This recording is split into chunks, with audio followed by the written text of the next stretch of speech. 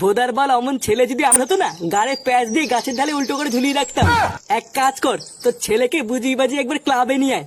মালটাকে কোনায় ফেলে গাড়ে এমন পাড়া মেরে ধরবো না, ওর চোদ নামে বেরিয়ে যাবে।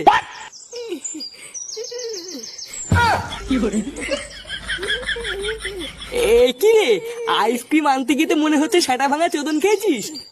পল্টুদা, ওই চোদনা লালটু আমাকে ধরে মেরেছে। বাড়া আমাকে একা পেয়ে কি মারা মেরেছে পল্টুদা, তুমি জানো না? কি, লালটু তোকে মেরেছে? বোকাচোদা, লালটু আমাদের ক্লাবের সদস্যর গায়ে হাত দিয়েছে?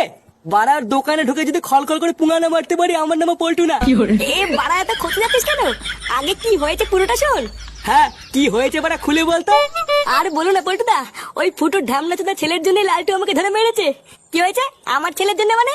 হ্যাঁ, তোর ওটা ছেলে না রে, ওটা একটা পাকা শান্তির ছেলে। জানো পল্টুদা, চোদ্দাটা লালটুর দোকান থেকে বাকিতে আইসক্রিম খেয়ে লালটুকে মারার চোদ বলে পালিয়েছে। আর আমি যেই বলেছি আমি ওকে চিনি, লালটু আমাকে ফালতু ফালতু কেলিয়ে দিল। সেগো মারানিটা তাহলে এতবার মেরেছে? বাড়া আমার মান সম্মান সব পুঙ্গা মেরে দিল। আজকে ওর সেটা আমি ভাঙবই। দেখ ফুটো, তুই তোর ছেলের কি করবি কি না করবি আমি জানি না, তবে লেওরা তোর ছেলের আজকে আমি সেটা ভাঙবো, এটা শিওর। লেওরা ওর জন্য আজকে আমাদের রাস্তাঘাটে পর্যন্ত চোদন খেতে হচ্ছে। আজকে আমি ওকে ছাড়বো না। হ্যাঁ পল্টুদা, ঠিকই বলেছো, চলো। বাড়া অনেক সহ্য করেছি, আজকে একটা হেসতে হেসতে করেই ছাড়বো। হ্যাঁ হ্যাঁ, চল চল।